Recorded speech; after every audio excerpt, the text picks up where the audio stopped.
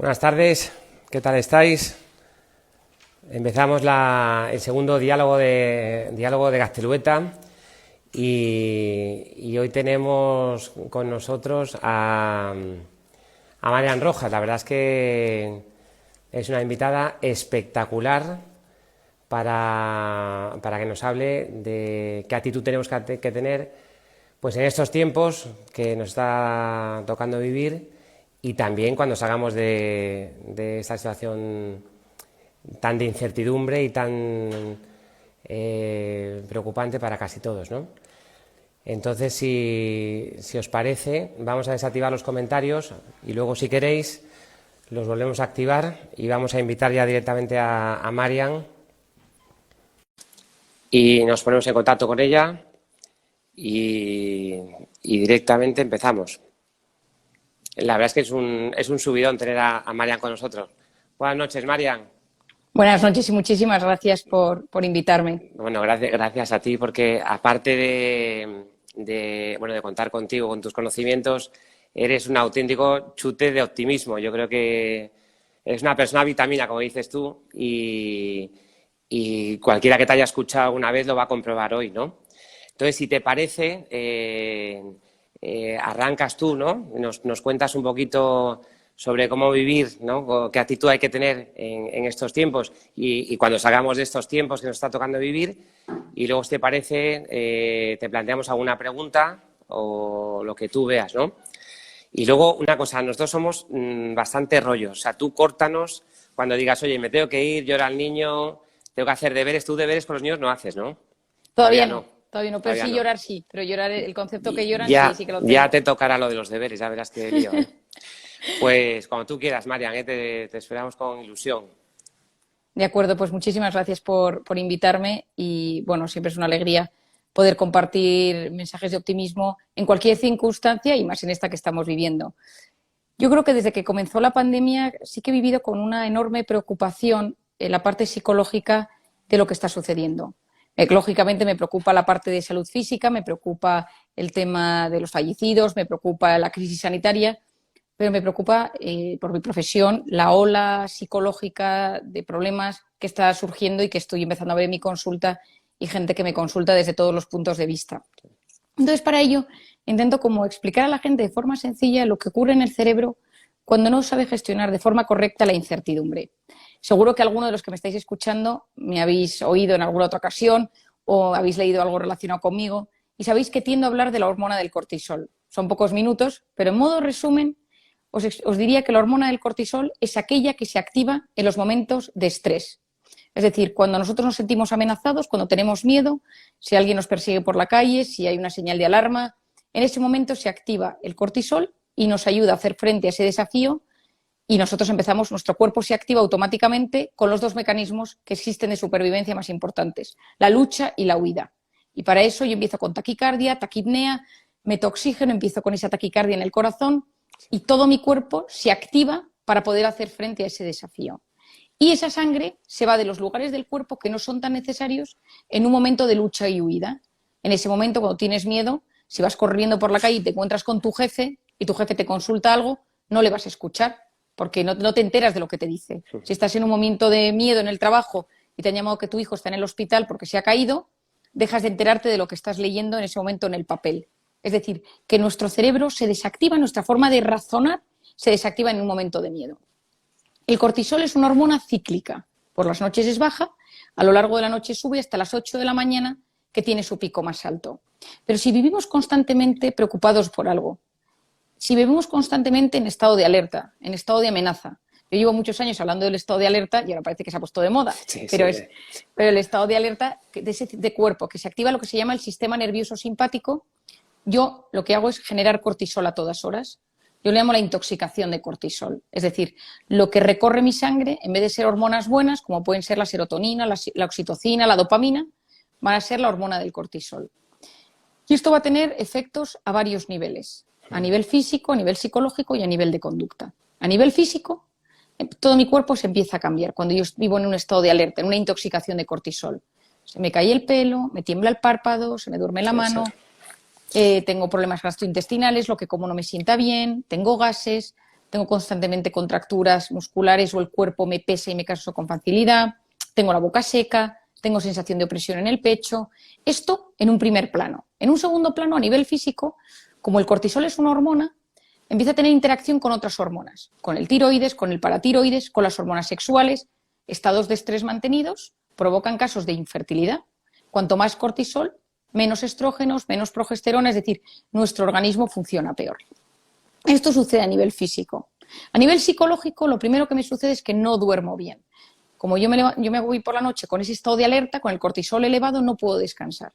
Y a veces caigo rendido en la cama por agotamiento, pero me levanto a las 2, 3, 4 de la mañana con sensación como de ansiedad. Empieza a latir el corazón y empiezo a ver mi peor pesadilla todo el rato en mi cabeza. En otras ocasiones consigo dormir del tirón, pero me despierto con sensación de agotamiento. Y esto es porque el sueño REM es necesario para poder descansar y el cortisol inhibe que nuestro sueño REM funcione correctamente. Y entonces no duermo bien y ese no dormir bien empeora todas las circunstancias. Aparte de esto, a nivel psicológico estoy más irritable, la gente me pone nerviosa, estoy como más nervioso, todo el mundo, esa persona que me caía bien solo le veo defectos, estoy con ansiedad, estoy con inquietud, estoy de mal humor. Es decir, como que hay algo dentro de mí en el cual yo no me acabo de sentir bien. Y luego esto lo que lleva a un estado de tristeza. Esta frase la he repetido muchísimas veces y es que muchas depresiones, muchos estados de tristeza provienen de estados de alerta permanentes. Es decir, el vivir en estado de alerta durante mucho tiempo genera una tristeza. Y hay una tristeza fisiológica. Es decir, hay una tristeza real que sucedió, por ejemplo, cuando nos desconfinaron, que dijeron, podéis salir a la calle. Y mucha gente dijo, ahora no. Sí, es decir, estados de alerta... Sí. Haber estado metidos en casa con esa incertidumbre hizo que cuando ya teníamos libertad de poder salir a la calle, pues había una sensación de que uno no quería salir. Que eso me lleva al último punto, que es mi conducta. Cuando yo vivo en un estado de incertidumbre, soy menos sociable, no me apetece ver a la gente, me siento constantemente que busco el aislamiento, estar solo, y ya ahora mismo con esas restricciones que hay de personas, pues para no tener complicación, evito ver a las demás personas. Y esto, a la larga, lo que me va haciendo es que me aíslo y me pongo más triste. ¿Cuándo es esto preocupante? ¿Cuándo tengo yo que pedir ayuda? ¿Cuándo tengo que plantearme? Cuando esto se me va de las manos. Hay una parte que es fisiológica, que es normal, que es si uno vive un estado de estrés y incertidumbre, pues que uno tenga una etapa donde lo pase peor. Cortisol. Ese cortisol que está constantemente generándose, ese cortisol que está constantemente activado en mi cuerpo, me va a generar que me concentro peor, que estoy menos atento, que estoy más disperso. ¿Quién no ha notado en estos últimos meses que intenta trabajar o que intenta leer y que de repente le cuesta muchísimo leer, que le cuesta muchísimo prestar atención a las cosas? Y esto se debe a este estado de cortisol elevado. Y por otro lado, un tema súper importante que me parece clave. Los estados de alerta mantenidos activan este cortisol que en un primer momento es antiinflamatorio, pero si yo me intoxico de cortisol, paso a una fase de inflamación. Gastritis, gastroenteritis, amigdalitis, es decir, ese estado de inflamación latente en el cual muchos de nosotros hemos entrado debido a este estado de incertidumbre. Entonces, conociendo la teoría y teniendo en cuenta que llevamos meses en un estado de alerta y de incertidumbre total, hay que aprender a decir, vale, ¿cómo regulo mi cortisol por un lado, pero por otro lado, ¿cómo consigo gestionar esto para que no pueda conmigo? Para que esto lo gestione de la mejor manera posible. Lo primero de todo, y lo que me parece súper importante, es decir, ¿cómo me está afectando el coronavirus a mí? ¿Cómo es mi relación con el COVID? ¿Le tengo miedo? ¿No le tengo miedo? ¿Lo reniego? Yo conozco gente que lo reniega. Me obsesiono con él, se me ha ido de las manos. Pero ser como sinceros con uno mismo y decir, ahora mismo, el COVID, ¿qué está significando para mí? Es un acto de sinceridad.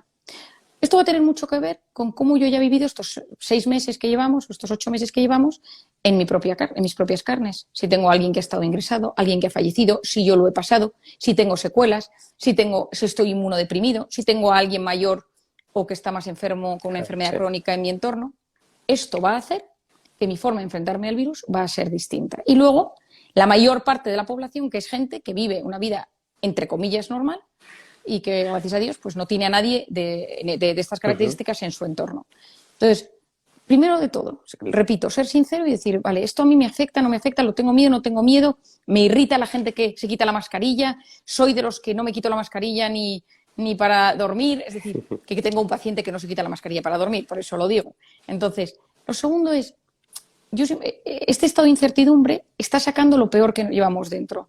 Todavía me decía un paciente que tiene mucho humor, me decía, este virus no te mata, sino que te remata. Entonces decía, si tenías algo, esto te lo empeora. Si eres una persona tímida, esto te hace más tímido. Si eras impulsivo, te hace más impulsivo. Si eras obsesivo, ya ni te cuento. O sea, hay un boom de problemas obsesivos ahora mismo y relacionados con la limpieza.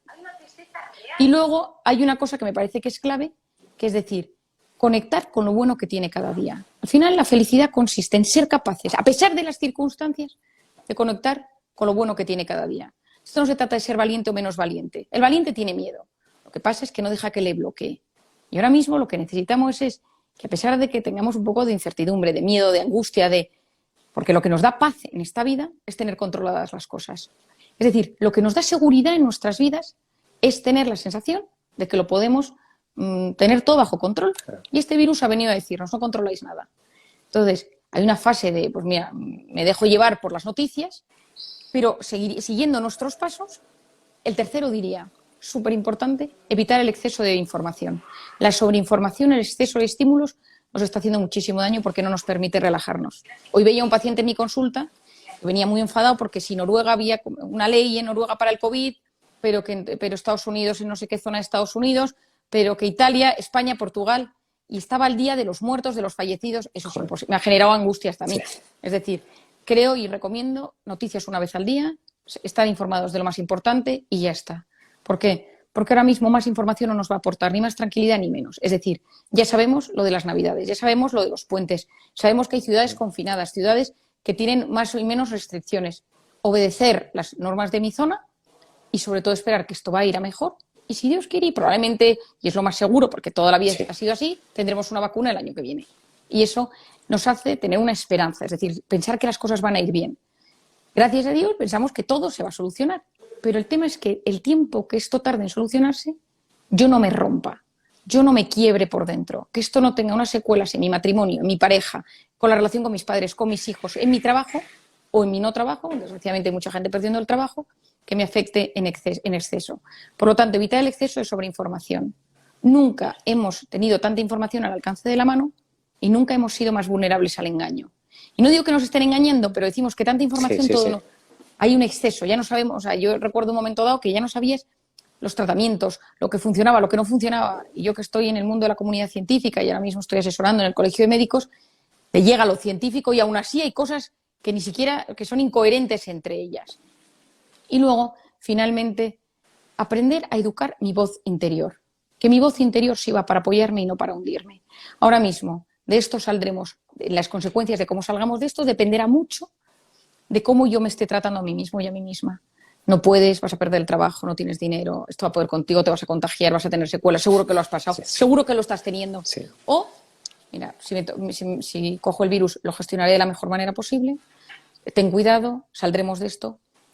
Y diría, como un mensaje optimista, que una de las maneras de bajar el cortisol es abrazando a los demás. Entonces me diréis, bueno, claro, María, pero no se puede abrazar a nadie. Sí, sí. Pero sabemos que el abrazo baja el cortisol. Entonces a esa persona a la que sí puedas abrazar, que esté en tu núcleo, en esos grupos burbuja de confianza que llamo yo, o sea, tu marido, mujer, padre, hijo, esa persona que la abraces, que la toques, porque nuestro cuerpo, desacostumbrarnos al abrazo nos está haciendo mucho daño.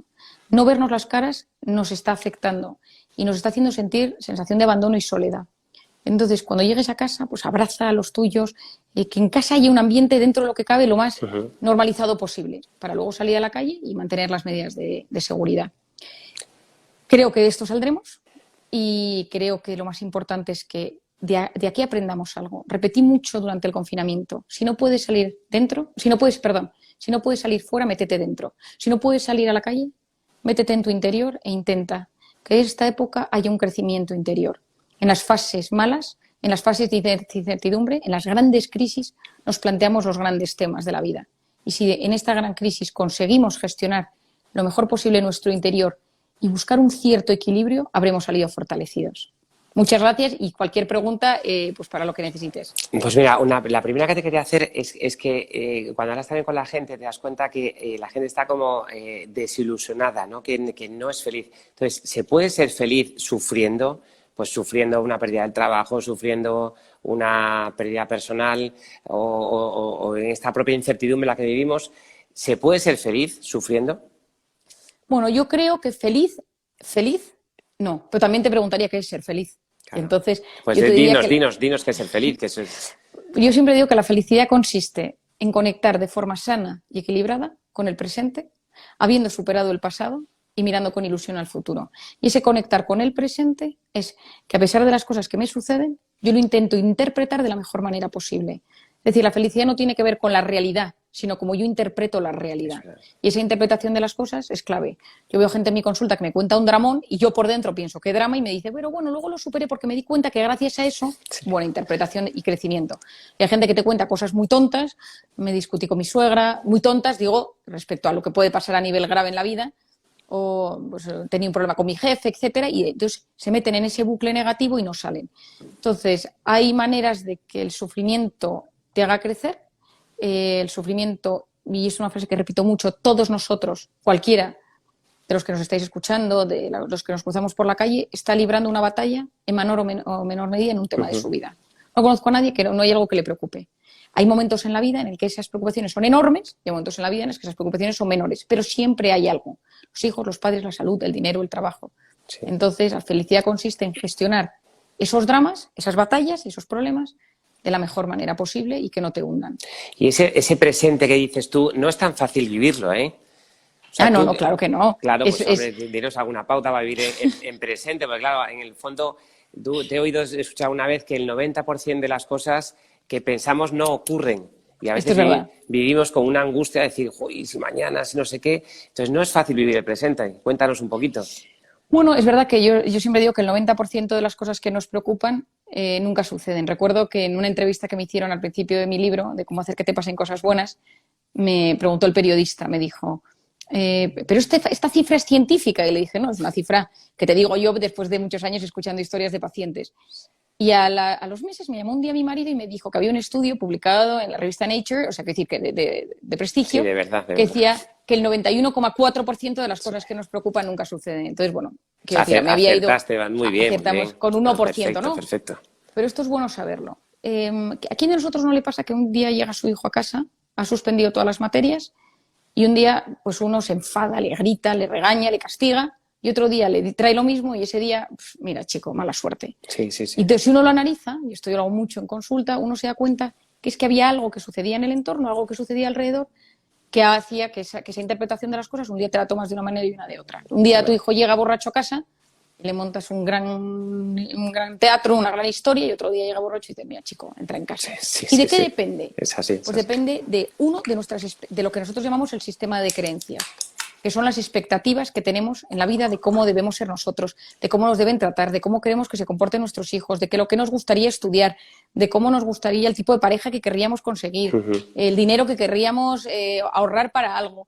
Es decir, todos tenemos expectativas y sistemas de creencias. Es decir, nos gusta que nos traten de una manera que la política, la ética, la moral, lo sociológico, lo sanitario, lo económico sea una manera en nosotros y en los demás, pero incluso en nuestro físico. Sí. Es decir, si nosotros somos personas que nos exigimos algo de nuestro físico, nuestra interpretación de las cosas, el otro día, para que os hagáis un ejemplo muy tonto pero muy gráfico, me contaba un paciente que como ha engordado en el confinamiento, en su aniversario su mujer le regaló un jersey y un abrigo, pero no le gustó y lo ha devuelto, ¿no? Y entonces estaba de mal humor porque su mujer le ha regalado algo estando gordo y entonces no ha pensado en mí, ¿no? Es una tontería. Es que yo tengo que ser más delgado. Sí, Otra cosa de las que dices también, al hilo de este presente y de estas creencias, tú también sueles decir que lo que quieres que pase puede acabar pasando, ¿no?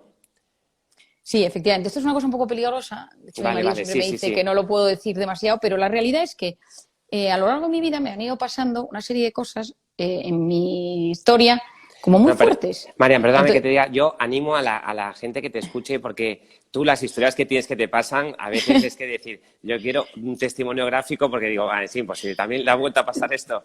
Lo de Kofi Annan está muy bien, sí, tengo la suerte, recuerdo cuando mi marido me me pidió para casarnos, le dije, ojo que me pasan cosas, ¿eh? Pero no me importa. Le dije, no, pero que en serio que me pasan cosas. Y entonces, cuando nos llevábamos casados un par de meses, me dijo, pues sí, que te pasan cosas, ¿no?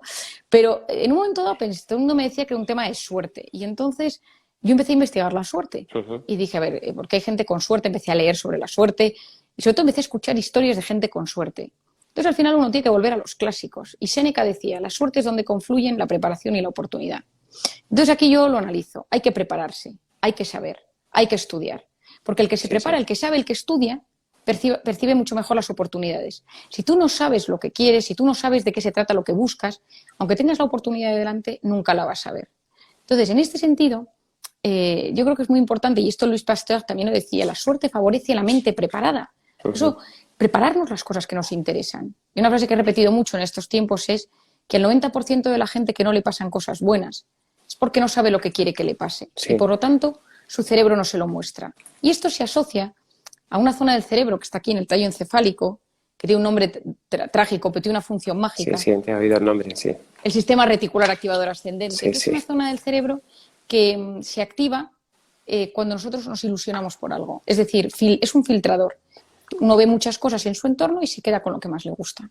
Es decir, y siempre cuento, pues el hombre que se quiere comprar un coche y de repente empieza a ver ese coche por todas partes, quieres alquilar un piso y empiezas a ver pisos de alquiler, te interesa un tema y de repente ves ese tema. Otro día vi un paciente en mi consulta que me dijo que tenía un negocio de un tema, de una cosa, ¿no? De un tema de alimentación. Y me dice, ¿no te suena? Y digo, pues claro que me suena y tal. Y entonces salí ese día de la consulta y estoy parado en el semáforo y entonces había un camión a mi lado, una furgoneta, y con el de estos, ¿no? Digo, qué curioso. Miré por si acaso hasta era él conduciendo, que lógicamente no era él.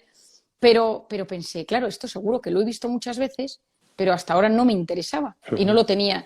Esto nos pasa constantemente y las cosas buenas de la vida suceden en la vida real. Y entonces si uno quiere algo, se lo tiene que proponer, se lo tiene que estudiar, porque si uno se lo prepara, el cerebro va a hacer todo lo posible por enseñarle cosas relacionadas con esa que estén en el entorno.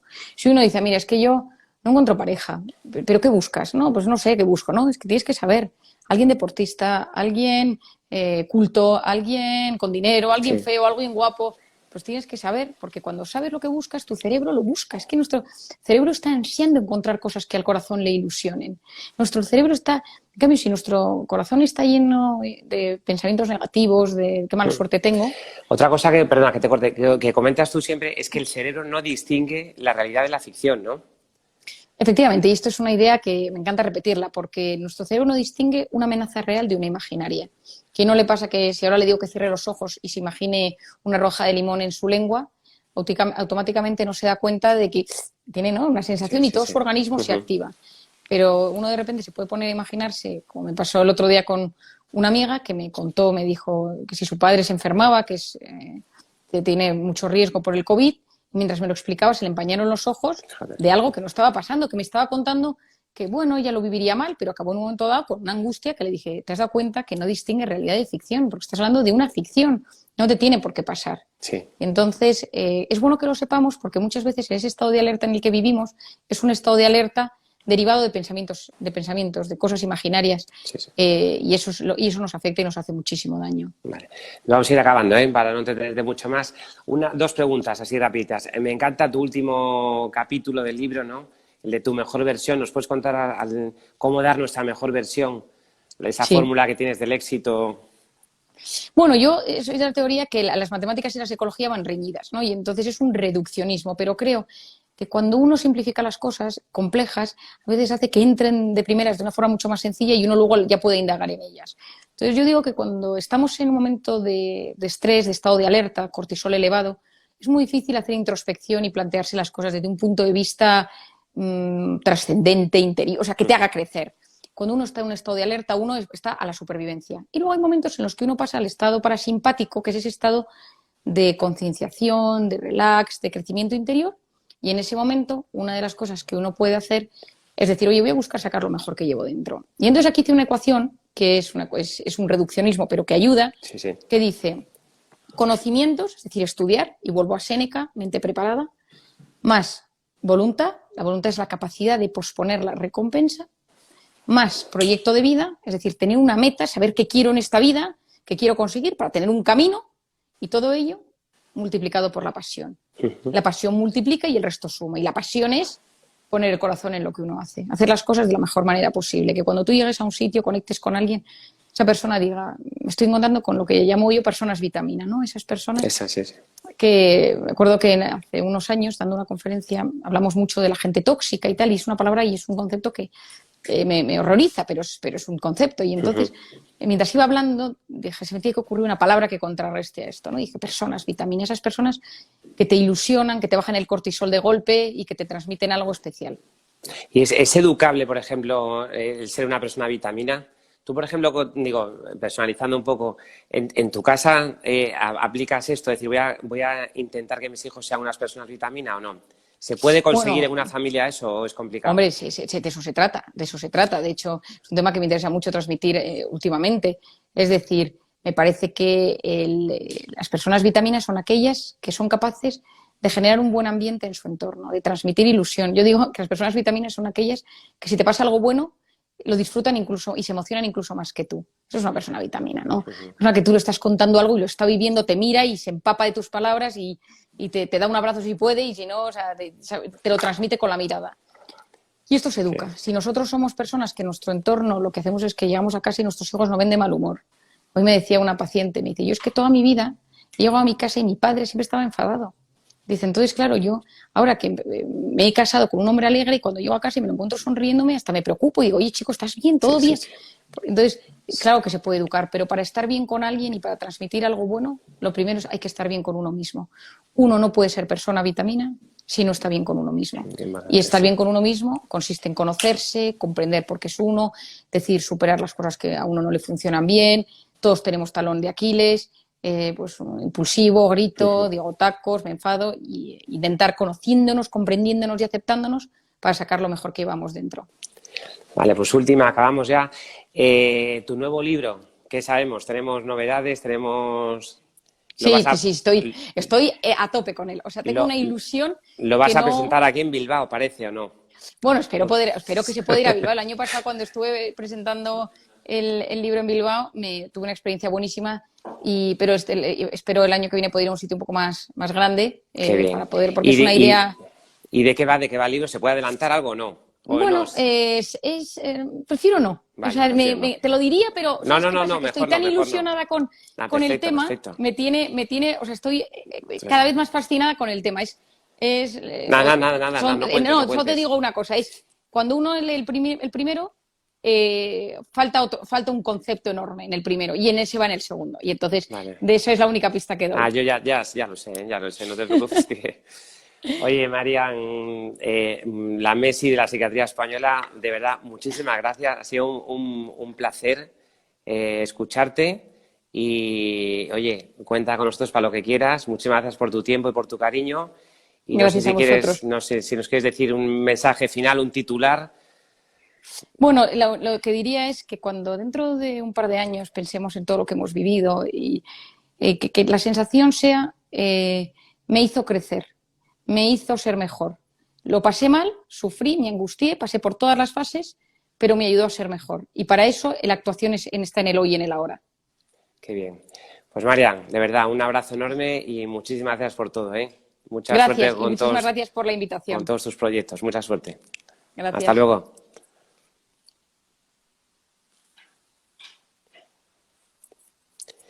Bueno, pues espectacular, Marian Rojas, ¿no? La verdad es que hay que coger casi apuntes, ¿no? Hay que pensar la cantidad de cosas que nos ha contado, que son muchas. Yo de verdad os animo a leer su libro, que es espectacular. De este segundo ya habéis visto que debe ser también tremendo y ya nos iremos enterando poco a poco. Y simplemente pues daros también a todos vosotros las gracias por haber estado ahí y emplazaros pues a los diálogos Gaztelueta pues en las próximas fechas. Un abrazo enorme a todos, ¿eh? Gracias por todo.